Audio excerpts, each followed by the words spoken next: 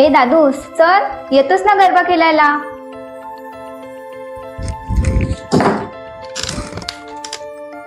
ए ताई, चल म्हणजे काय, येणारच मी गरबा खेळायला.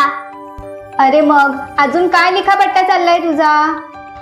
ए ताई, तुला माहिती आहे का, आपल्या शेजारच्या पूनम ताईने कसल्या भारी भारी साड्या आणल्यात.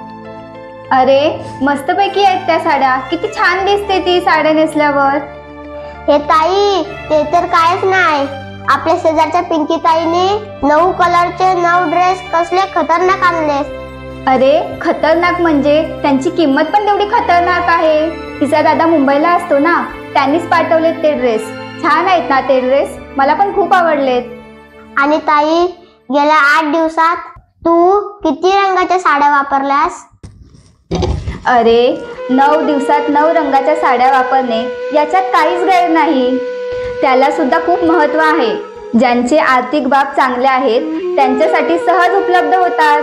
ज्यांची आर्थिक बाब चांगली नसते तरीही ते घरच्यांकडून हट्ट करून मिळवतात. पण आपलं तसं नाही रे, आपल्याला काही गोष्टी सहज उपलब्ध होत नाहीत आणि कितीही हट्ट केला तरी आपल्याला त्या मिळणाऱ्या नाहीत, कारण आपण एक गरीब शेतकऱ्याच्या कुटुंबात जन्माला आलो. अरे 9 दिवस 9 रंगाच्या साड्या पाहिजेत असं काही नाही रे.